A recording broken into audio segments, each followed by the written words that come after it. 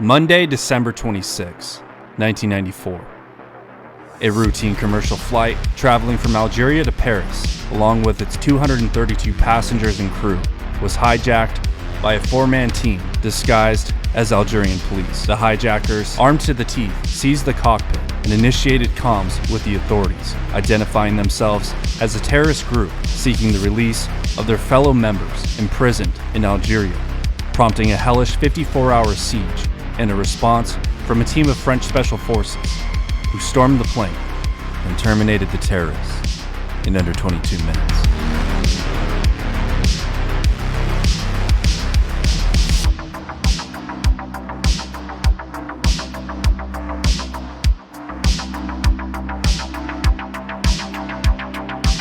In 1991, Algeria found itself in a civil war. Following a controversial electoral victory, the war would continue to escalate throughout the decade and would be dubbed internationally as the Black Decade, with fatalities reaching upwards of 200,000. And despite this conflict, Air France continued servicing the Algerian capital.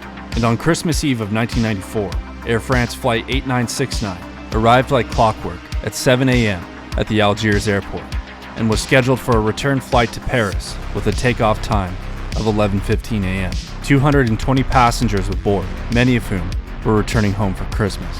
The 12-person Air France crew prepped the aircraft for the flight ahead, as 4 men boarded the aircraft utilizing the air stairs. The men were wearing the blue uniforms of the Algerian Presidential Police with an Air Algiers logo and verbally identified themselves, announcing they would need to perform a routine passport check. Armed with AK-47s, an Uzi, hand grenades, and dynamite, passengers already buckled in their seats became skeptical. The leader of the group, Abdul Yahya, entered the flight deck while the remaining 3 walked down the aisles, checking passports. And by 11:30 a.m., the Algerian military staged along the runway became suspicious after realizing Flight 8969 was falling behind schedule. An Algerian Special Intervention Group moved in to have a closer look. Upon making contact with the crew, Abdul announced that they were in fact GIA, an Algerian-based terrorist group at war with the Algerian government and its allies. And almost immediately, an international crisis was broadcast across the world. French Prime Minister Édouard Balladur was pulled back to the Elysee Palace from his Christmas vacation and held a crisis team meeting to find a solution. Abdul demanded that the aircraft fly to Paris for a press conference, and to prove he meant business, an off-duty police officer and a Vietnamese diplomat on board were executed when his demands were not met. The French government attempted to bring French military personnel into Algeria. However, the Algerian government denied permission for foreign military to land on their soil to handle an Algerian political crisis. Prime Minister Balladur exerted strong pressure on the Algerian government to allow the aircraft to take off, as the French airline was state-owned, and almost a third of the passengers were French. And around 2 a.m. on Christmas Day, the Consulate General of France received new information through a GIA informant, who stated Abdul's plan was to send an international message by using the plane as a bomb and taking out the Eiffel Tower. French police confirmed this plan after a raid on a Parisian safe house. Meanwhile, an elite French counterterrorism unit, known as the GIGN, boarded an Airbus 300 and orchestrated and rehearsed a raid on Flight 8969. Abdul threatened to kill 1 passenger every 30 minutes unless the Algerian government cleared the runway for takeoff. He then threw the body of hostage Yannick Benet down the air stairs.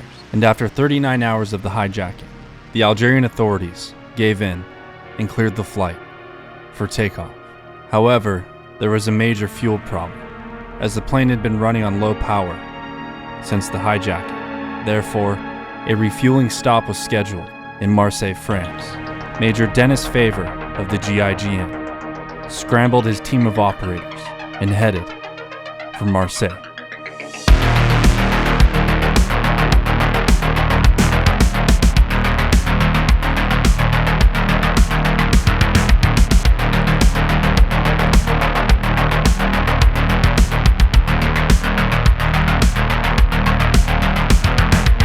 On the morning of December 26th, Flight 8969 touched down in Marseille, where the French authorities strategically led the aircraft to a remote location far away from the terminals and out of the public eye. By 9 a.m., the hijackers demanded a takeoff time of 9:40. Negotiators stalled by providing the hijackers with food and water, while the GIGN operators, disguised as airport personnel, planted eavesdropping devices and long-range microphones on the A300's fuselage and windows. Within 4 hours, the GIGN had located all hijackers and knew their whereabouts and positions within the aircraft. Major Dennis Favor placed snipers on the roof and organized a group of 30 men with 3 passenger boarding stairs to storm the aircraft. They planned to have 2 teams open the left and right rear doors, while a 3rd team would open the front, with the goal of isolating Abdul in the cockpit from the rest of the aircraft. They loaded out and waited for sundown to begin their raid. But by 5 p.m., frustrated that the French authorities had still not provided fuel, Abdul and his men fired around the aircraft and began reciting verses from the Quran. Prime Minister Balladur gave Favor the authority to take whatever actions he deemed necessary, and after the hijackers fired at the control tower, Favor gave the go-ahead to his men to launch the raid.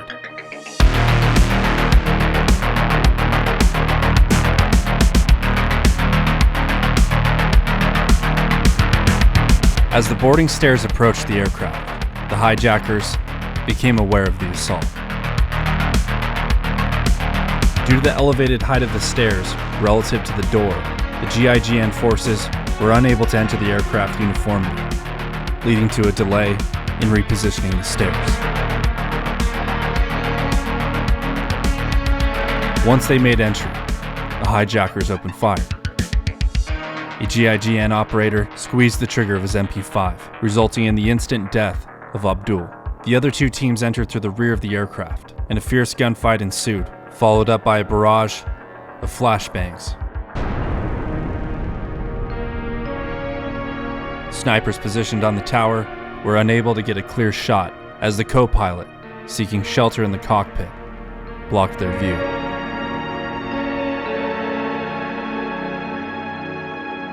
However, out of desperation, the co-pilot pulled himself through the cockpit window to escape, allowing the snipers to fire into the cockpit and neutralize another hijacker. By this point, 3 out of the 4 hijackers had been fatally shot, and the teams began securing the plane and evacuating passengers. The remaining hijacker bought himself an extra 20 minutes after he clutched a grenade and stuck his finger in the pin. As he moved his hand to open the cockpit doors, the GIGN shot him dead.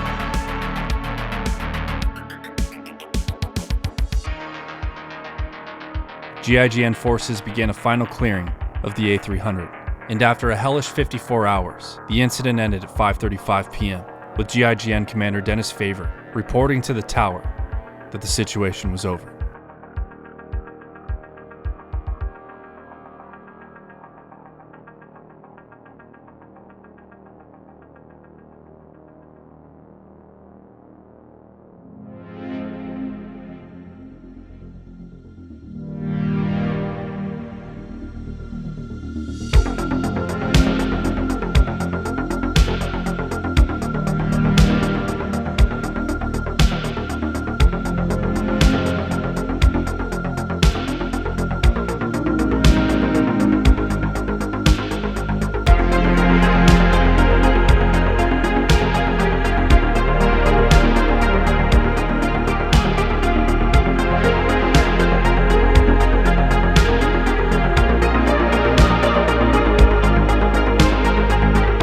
Hostages and 9 GIGN operators suffered injuries. All 22 made a full recovery. In retaliation of the raid, the GIA killed 4 Roman Catholic priests in Algeria only a few short hours after the event took place. 3 of the priests were French. The leader of the GIA admitted that the group had planned to detonate the aircraft over the Eiffel Tower, but the plot was never attempted again. Over the next 2 years, the Algerian military hunted down the remnants of the GIA, and they were eliminated completely by 2003. The elite French counterterrorism unit gained worldwide fame for the raid. Major Dennis Favor reported that a bounty was placed on his head after the event took place, and he remains anonymous to this day.